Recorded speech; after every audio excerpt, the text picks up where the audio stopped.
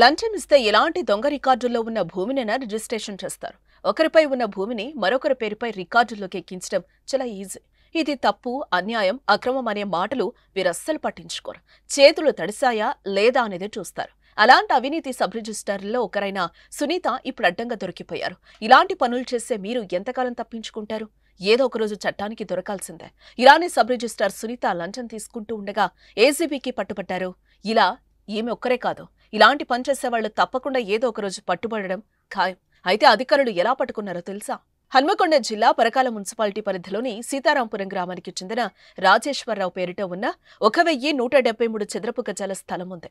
దాన్ని 4 భాగాలుగా gift deed చేసుకునేందుకు ఆయన కుమారులు శ్రీనివాస్, శ్రీకాంత్లు స్థానిక దస్తావేజ్ లేఖరి పొట్ల నరేష్ ద్వారా పరకాల సబ్ రిజిస్ట్రార్ సునీతను కలవగా 80,000 లంచం ఇవ్వాలని ఆమె డిమాండ్ చేశారు. దీంతో శ్రీనివాస్ ఈ నెల 22న హనుమకొండ ఏసీబీ కార్యాలయంలో ఫిర్యాదు చేశారు. శ్రీనివాస్, శ్రీకాంత్లు 80,000ను మధ్యవర్తి నరేష్కి ఇవ్వగా అక్కడే కాపు కాసిన ఏసీబీ అధికారులు పట్టుకున్నారు. నిందితులిద్దరిని అరెస్టు చేశామని శుక్రవారం హనుమకొండ ఏసీబీ కోర్టులో హాజరుపరిచినట్లుగా అనిషా డీఎస్పీ సాంబయ్య వెల్లడించారు.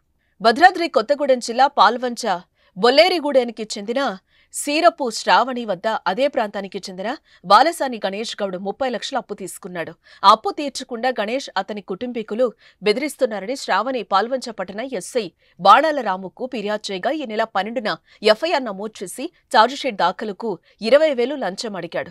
కేసు పరిష్కారం అయ్యాక మరికొంత ముట్టజెప్పాలని డిమాండ్ చేశాడు. దీంతో బాధితురాలు అనీషాకు ఫిర్యాదు చేశారు. శ్రావణి తరపు వ్యక్తి నుంచి ఎస్ఐ రాము మధ్యాహ్నం 20,000 లంచం తీసుకుంటూ ఉండగా కాపు కాసిన అనీషా అధికారులు పట్టుకున్నారు. నిందితుడిపై కేసు నమోదు చేసి రిమాండ్కు తరలించినట్లుగా డీఎస్పీ రమేష్ తెలిపారు.